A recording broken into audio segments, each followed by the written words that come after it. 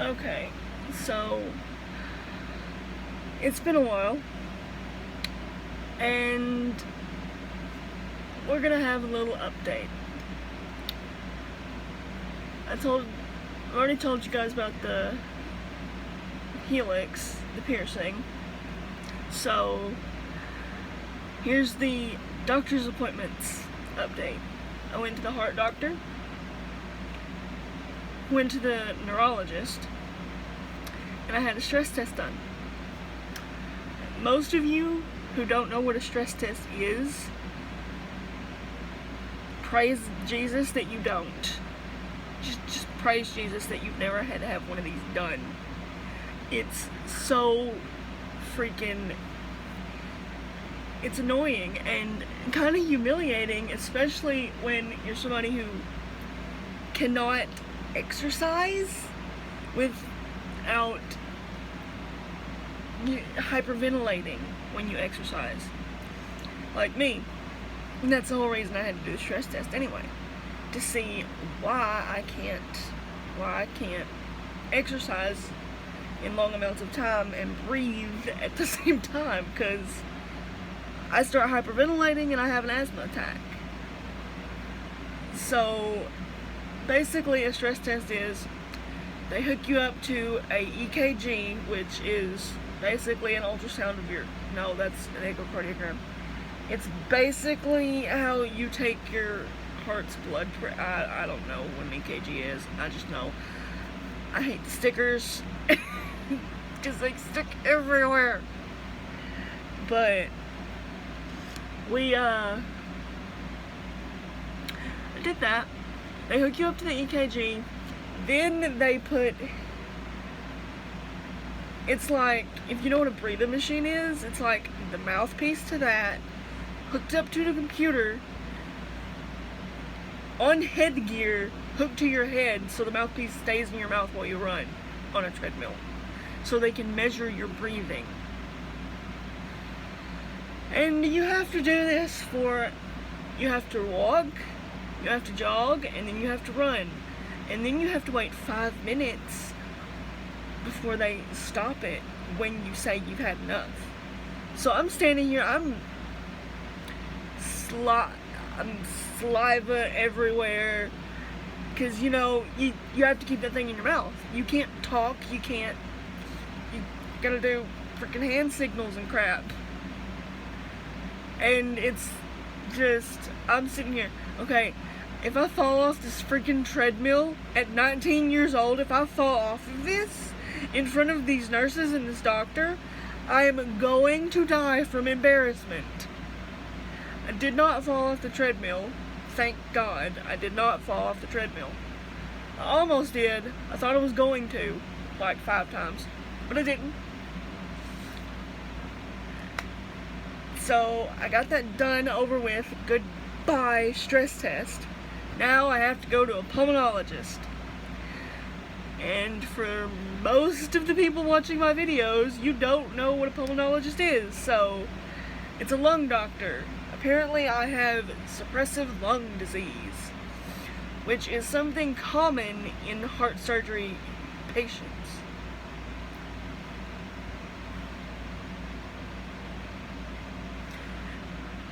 Okay, I think Maverick's awake now. That might be an issue, but it's common in heart surgery patients, and well, I knew there was something wrong with my lungs because everything else doesn't act right. Like, I got a missing piece up here. I had a missing piece in there when I was born. They fixed that. My lungs have decided that they don't want to work right. And also, I'm going through the most embarrassing health issue that I've ever had, and I'm not sharing that one until I know what's causing it. It's so bad, but most people, okay, like 5 people that watch these videos, the 5 of you that watch these videos, Mackenzie, Landon,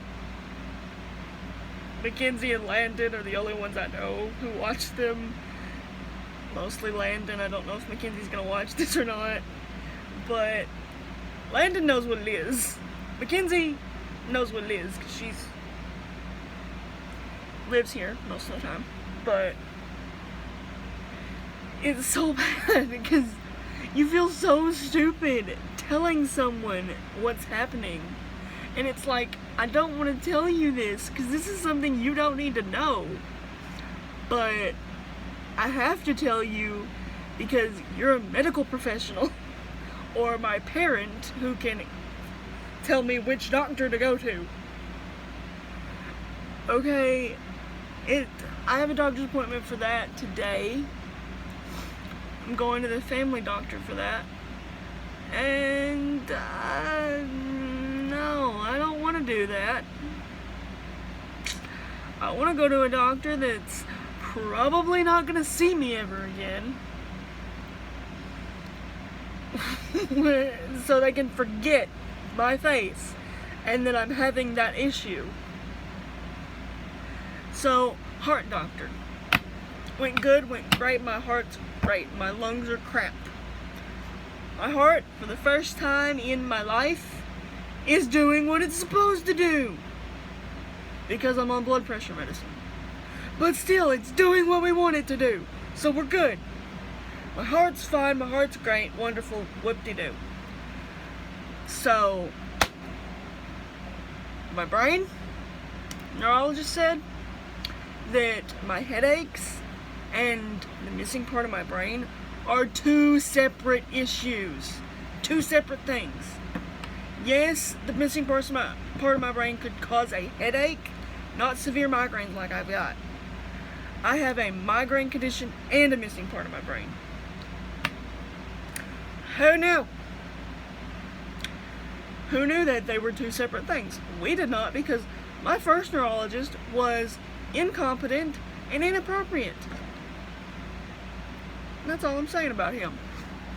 I didn't like him. He told me I was bipolar, and then the last time we went to see that neurologist, he told me my family was the reason I was depressed. Like, he literally, in front of my grandmother, my sister, and my mother, told me that my family is the reason I'm depressed. I just looked at this man like, you're gonna die. You are going to die. My grandmother, my sweet grandmother, is going to kill you. Okay, something about my grandmother, she is a little bit bipolar, but that doesn't matter, we don't care. But this woman doesn't get, she's not hot-headed like the rest of us. Like me and Jeffrey, hot-headed. Me and Mom, hot-headed a little bit. We're hot-headed people. She's not. She just goes, okay. We get outside. Me, my grandma, and my sister, and my Chrissy. Yep, my Chrissy. Sorry. That's what we call her. Or, well, that's what Pearl calls her.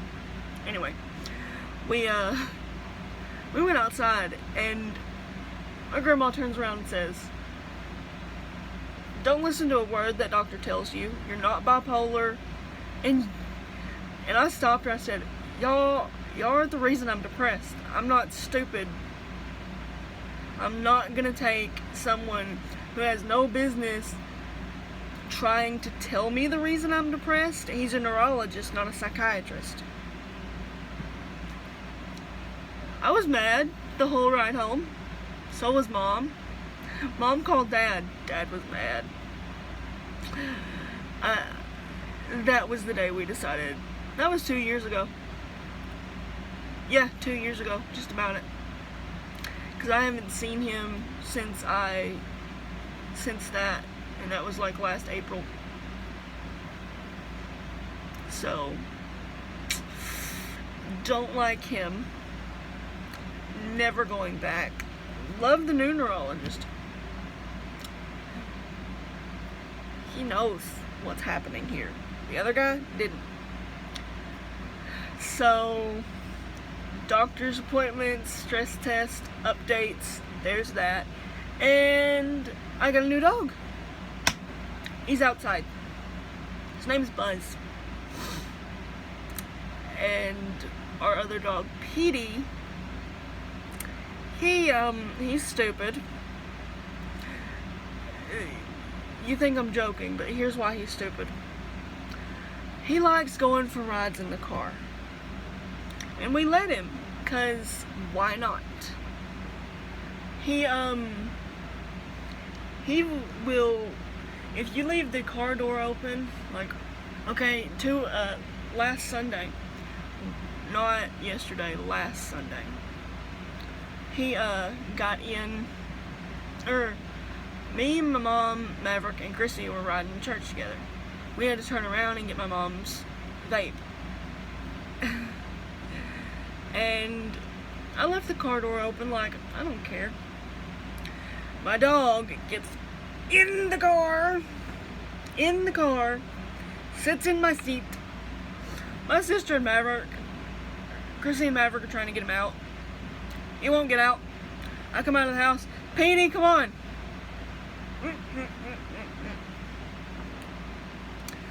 And then yesterday was hilarious. This is why he's stupid. He wanted to go for a ride, but all the car doors were shut and none of the windows were down so he could jump in. Well, he jumped up on the hood. He jumped up on the hood of the car, scrambled up the hood, had his nose on the windshield staring at us in the car. Like, my mom and Chrissy were laughing so hard. I was just like, this is my dog. This is my dog. Maverick can have Buzz. Petey is mine. Oh, I didn't tell the funny story that Mom thinks I should tell.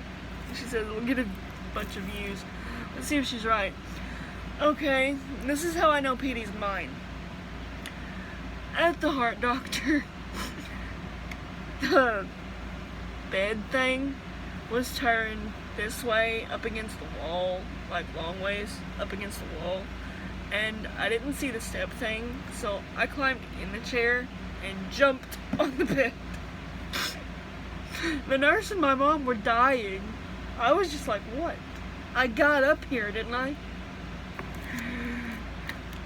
And this is how we know Petey's mine. About a month ago, yeah. Petey wants to go for a ride.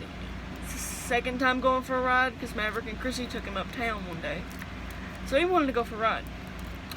Instead of making me open the car door for him, because I'm outside the car, he jumps through the window and sits in the passenger seat, staring at me out the window. Looks at my mom, sees my sister in the back seat, crawls into the back seat on Chrissy's lap. Oh no, he didn't crawl into her lap, he crawled into the car seat. Little bitty car seat. Okay, Petey is part pit. You can tell in his face. He has pit in him. And he's not that tall. He's not that tall, but he's not short. He's not a tiny dog. So, he gets up. He gets in the car seat. I look back. I start laughing. Chrissy's laughing. Mom's like, what? I said, Mom, Petey is in the car seat. What? Petey is in the car seat. Chrissy has to get out, lower Petey out, and quickly get back in and shut the door so we can go. Because I'm already back in the front seat.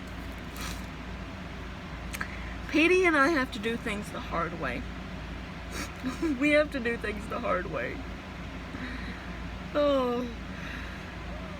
And that's, I hope Landon's happy with this, because I've talked myself to the point that my mouth is dry, so